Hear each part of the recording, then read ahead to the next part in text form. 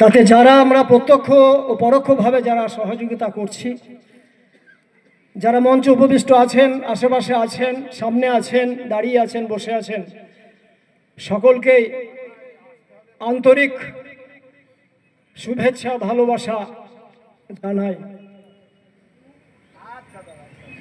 আজকে দেশের যে পরিস্থিতি, বর্তমান কিছু বলার নেই, আমরা সবাই অবগত। আমাদের পাশাপাশি বাস আর একই মাঠে চাষ, যে মৈত্রীর বান্ধব দিয়ে আমরা আমাদের জীবন পালন করতে চলেছি, যাতে আমরা খুব আনন্দ পাচ্ছি। আমাদের ওসি সাহেব মহাশয় এসছেন, দুখানা চেয়ার ওখানে দিলে ভালো হয়। আমাদের স্বেচ্ছাসেবক এগুলো দায়িত্ব পালন করতে বাবা। যাক, ওদিক হ্যাঁ বক্তব্য চলছে, ওদিকে খেয়াল রাখতে হবে আমাদের যারা স্বেচ্ছাসেবক আছে।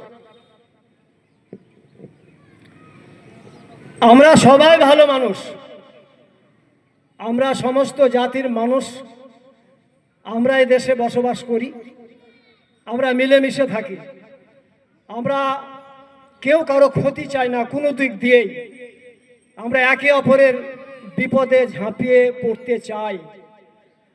আমরা এটা দেখে আসছি, আমরা ছোট থেকে এই সাগরদিঘির যে ঐতিহ্য, সাগরদিঘির যে সম্প্রীতি, আমার যেটুকু বয়স, আমি আমার সাগরদিঘির বন্ধুদের সঙ্গে, আমি প্রাইমারি থেকে জিয়াগঞ্জ কলেজ পর্যন্ত আমি যে সমস্ত বন্ধুদের সঙ্গে পড়াশোনা করেছি, আমি মাদ্রাসার জীবনে যেখানকার ছাত্রদের সঙ্গে বন্ধুদের সঙ্গে পড়াশোনা করেছি, এবং সাগরদিঘিতে যে সমস্ত মানুষের সঙ্গে উঠা বসা করি, আমি প্রত্যেকেরই মন মানসিকতা দেখেছি সবাই ভালো।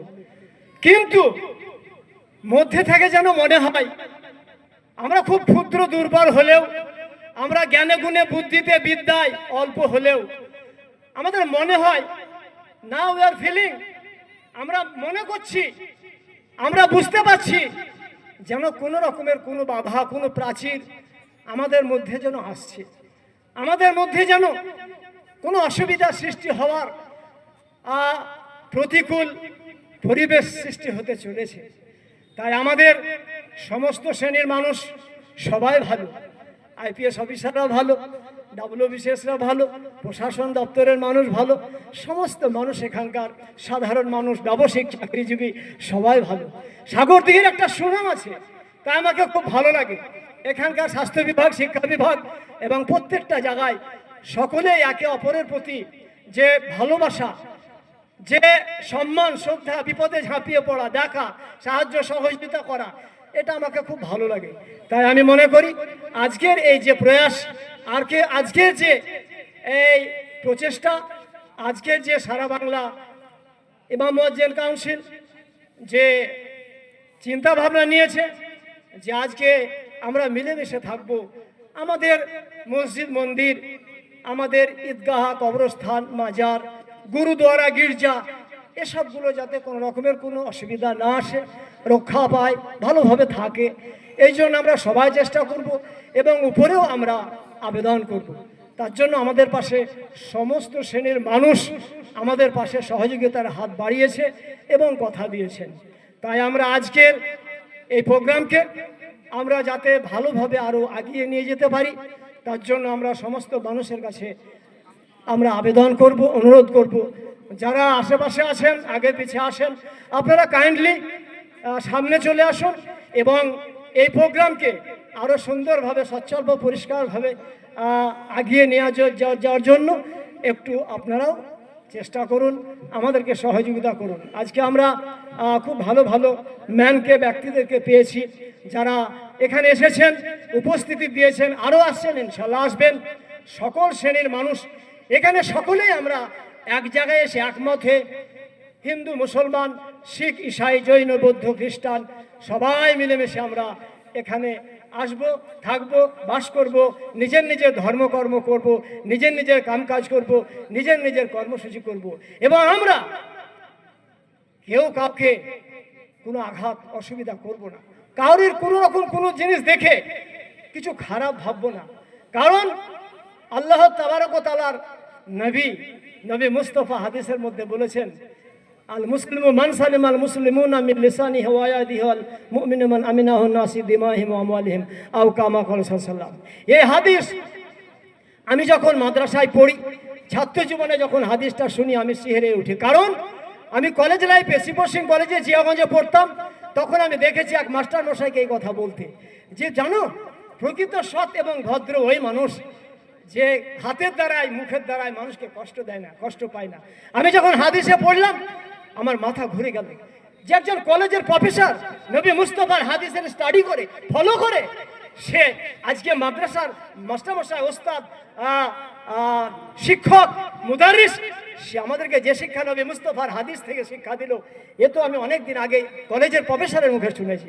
তাহলে তারা সেই শিক্ষা আমাদেরকে দিয়েছে স্টাডি করে, তাহলে আমাদেরকে হাদিসগুলো আরো বেশি বেশি করে স্টাডি করতে হবে। আমরা লক্ষ্য রাখবো, আমরা হয়তো অনেকে ভুলে গেছি, অনেকের মনে নাই। Great man can not looks man's exteriors but they follow interest. আমরা জানি, আমরা নারায়ণ হেমচন্দ্রের মাই উইক উইথ গান্ধী আমরা পড়েছিলাম, একটা নিচু ক্লাসে পড়ানো হতো, তখন সম্ভবত আমি বোধহয় 7-8 বোধহয় পড়েছিলাম মাই উইক উইথ গান্ধী। এখনকার সিলেবাসে আছে কিনা জানি না।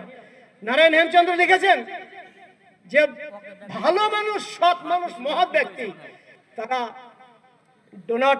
তারা মানুষের বাহ্যিক দিকটা দেখে না, তারা পোশাক দেখে না, তারা জমি সম্পত্তি টাকা পয়সা দেখে না, তারা দেখে আদর্শ, তারা ভেতর দিকটা দেখে, চলন বলন।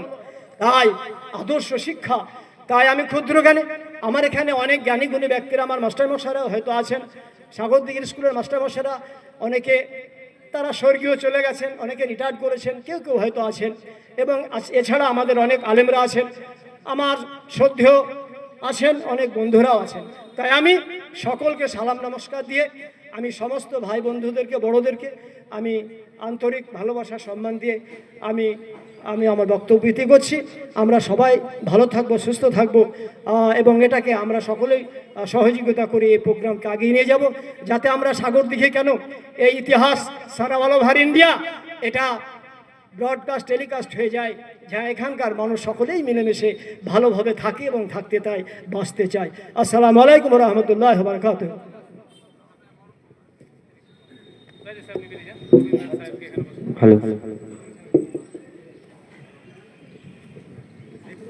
ধন্যবাদ নজরুল ইসলাম সাহেবকে, তিনি অনেক তথ্যবহুল আলোচনা করেছেন এবং আমাদের যে ঐতিহ্য, সাগরদিঘির যে ঐতিহ্য গরিমা, তাকে বজায় রাখার জন্য আমাদের অতীতে যে প্রয়াস ছিল সেই প্রয়াস যেন জারি থাকে, সে আপ্তবাক্যই তিনি বারবার তুলে ধরেছেন, তার কথাই প্রতিধ্বনিত হয়েছে।